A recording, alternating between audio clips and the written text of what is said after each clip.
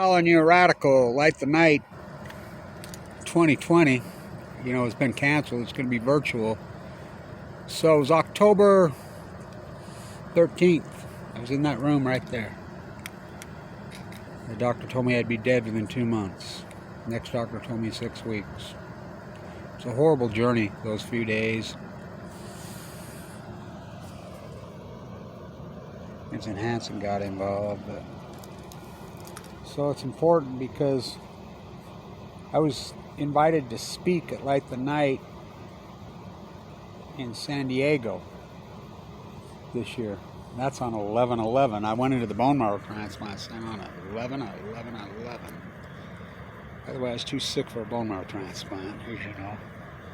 After 3 rounds of heavy chemo, I have 4 tattoos up me. It was hardcore in there, going in and out of a coma. Really a brutal freaking journey. It's been a hardcore journey, and so I'm doing this video because I was asked to do this video, like I'm always asked to do videos, by Light the Night.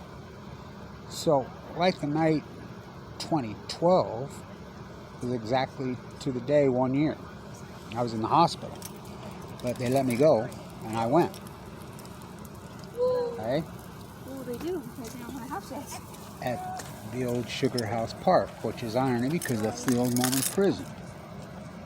So it's important because of Kevin and Carla. Jeff Hennessy's always the #1 fundraiser. He's a gem. Try not to cry. Carla's from this town too. She got the same thing as me, Amel de Nouveau. Death sentence. We fought together. Came out of the bone marrow transplant center 2013, January 2013. My first trip, of course, was to New York for the Aaron Swartz hearing. I went. Very hallowed, spiritual, hardcore times. The only time I ever really broke down. Then I went directly to the Senate offer hearing that we packed the house and caught the nuclear energy crime city completely off guard. That's when the cops, when I was deathly ill, put me in the overflow. I mean, it's a long story. That's when we took San Onofre to their knees. The nuclear energy crime center, the biggest blow to the nuclear energy crime system in history was San Onofre. Oh, we got him. So I come home 2013. One of my lifelong best friends, Paul Winchester, was in comment every day. He got the same thing as I did. He's being treated up at Huntsman, the luxury good of death, as at LDSD State. So I get home from the San Onofre hearings, immediately right back into LDSD State. First question to my PA, that's Carla. You could see her. They're good at holding their emotions. She got all teary-eyed. You don't know, do you? No. I knew right then, that second out of her voice, because her voice cracked. She's doing so good. 2 bone marrow transplants. I said, she's dead, isn't she? Yeah, Kevin, I'm so sorry. I didn't get to go to her funeral because I was in SoCal. I didn't know. Got to keep them separated. They try to keep us separated. So Marshall Jensen was in the room next to me. You can Google Marshall Jensen's case. It's one of the most famous leukemia cases in American history. He and I went in the exact same time. We were very close, room next to each other. We had to make the decision on the bone marrow transplant pretty well the same day. He was young, I had a new child. He says, I'm going all in, Kev. I feel good about it.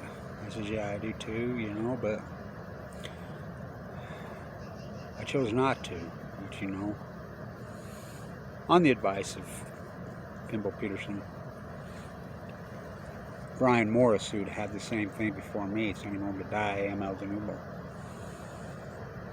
So Marshall had his They're brutal, by the way. Didn't work. So he was one of the first groups to get the new treatment at MD Anderson in Texas. He was the first 25. Went down there, this experimental treatment. Didn't work. The famous professor in St. Louis, George Washington University, who was experimenting on matching the genome on AIDS and leukemia, AML, which they almost mirror each other. Many leukemia patients get diagnosed with AIDS when it's not AIDS, it's AML leukemia. They're so tightly. So, and the guy got cancer. It's kind of like me, you know. I'm my PhD, the cause and effect of Fukushima, all these things from my mouth into my ear. The modern day Rachel Carson, not gonna murder me. So he used his own treatment on himself, this doctor. They fast-tracked it through the FDA. Very first person on earth to get it, Marshall Jensen, in Philadelphia. This is the craziest story of them all. So, you know, this is in later 2013. I'm in New York. Had a connecting flight through Philadelphia. I go in there and I'm like, is that really Marshall Jensen's people sitting in the airport?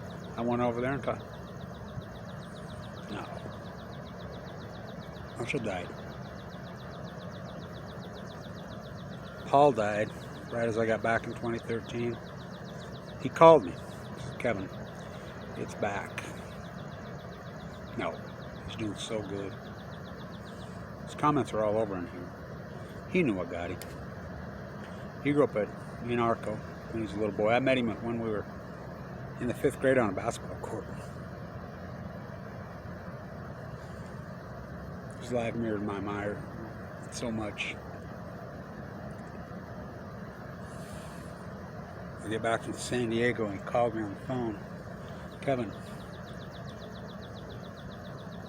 So I visited with him right before he died. Before he started going to coma, I went and signed.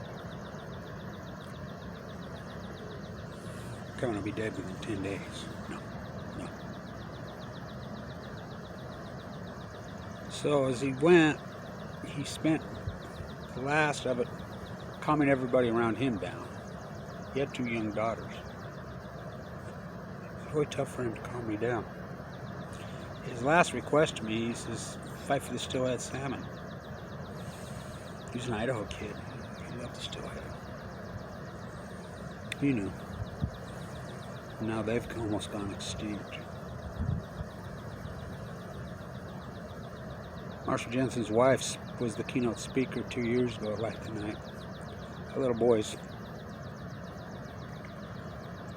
9 years old now. He's a 2011 baby, like my grandsons. She says, I can't do this anymore, Kevin. You know, she says, you know, this is how I've mourned. I've fought for Light the Night. And I says, then no, I'll do it for you. I can hang. I'll keep his legacy alive. Talk about pioneer. So now we find out that the injection is working. Say there's been hundreds of people's lives saved by the HIV, AIDS treatment. It was a mistake. A doctor made a mistake on it, like they did right there with me. And they scoped me. Vincent Hansen stepped in. They tried to gut me. Bakara tried to open me. I refused the surgery. My uncle, who was the famous heart surgeon, Kevin, don't let them open you unless you're going to die. Well, I was going to die, and I still refused. I said, no, you're not going to do that to me. They biopsied, which they should have never done. I had 4 tumors. Yes, leukemia can present tumors, and all you people that are saying, oh yeah, I took this, that, the other thing, and shrunk the tumors. It doesn't matter. It happens all the time. We see it all the time. You shrink the tumors and gives so what? It still kills you. The tumor is the byproduct. It's not the stem of the cancer. AML leukemia. Cancer deaths post-Fukushima are up 38% in the United States, and that's with this incredible treatment. We're saving so many lives. The rate of cancer has gone psycho post-Fukushima.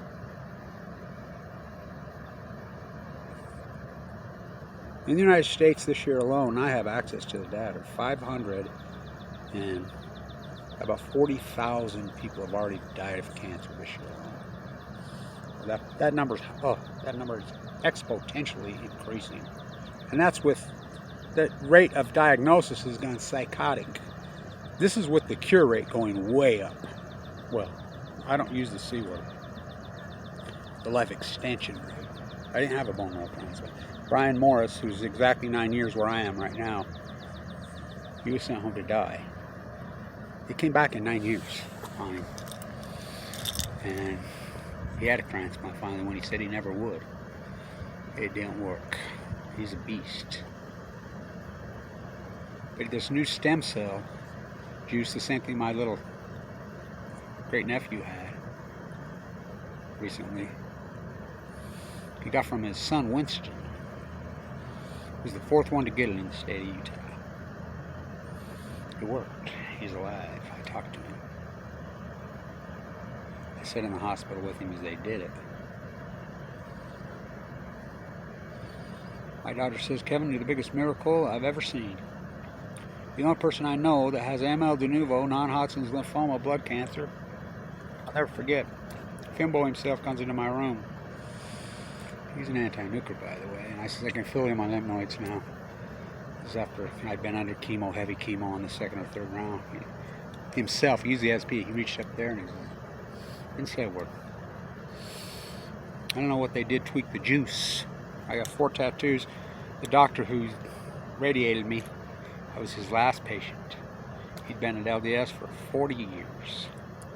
Very light, very delicate. I wouldn't have done it. I wouldn't have done it if he didn't do it. I have 4 tattoos. Of course, my aortic valve failed, open heart surgery right here. My gallbladder wore out. Mike Lee kicked me out Medicaid, so I couldn't have gallbladder surgery. It ruptured. Almost cost me my life 2 years ago. It's been a hell of a journey. It's a 1% survival bracelet. In fact, Vincent says right here, you're the 1% of the 1% of the 1%. You're the biggest miracle ever. I walked the coast of California, dying. The whole coast. Not the Pacific Trail, the coast. Rex, he lays on with Astro. He walked with Astro, who's from Berkeley. That Astro, yeah, Astro's noise. That's him. Not Laura Pony is that phony. He died on the trail. There's 44 of us in that unit, that acute freaking group. I'm the only one alive. The torch goes on. I fight for the people that they murdered, the Nuke Monsanto, the Radio Roundup killers. I'm their voice. I'm their eyes. I'm their ears. I'm their spirit. They translate to me, I translate to you. So I'll do my light tonight, you know, a virtual. I'll light my balloon. I'll find me one. I'll walk right around here. So I was asked to do this video by Light the Night. Only the good die young. Light the Night's such a hallowed thing. It's downtown Salt Lake now. We light our balloons. The survival circle. It's very hallowed. It's very sacred. It's very incredible emotion. Salt Lake City in October at dusk. It's powerful as hell. You know, and this, they honor. The mourners are all there. I've made almost every video that I've made, and I've done all my activism because I was asked to. And my deal in the bone marrow transplant is I will never say no. We'll fight these monsters every day as long as I'm given a second chance in life. And I've honored my deal. And I'll continue to honor my deal. And bottom line, I'm fighting for the people they murdered. That's who I'm fighting for. That's who I'm fighting for. Kevin Blanch, the greatest fight in human history. Light the Night 2020. Stay tuned.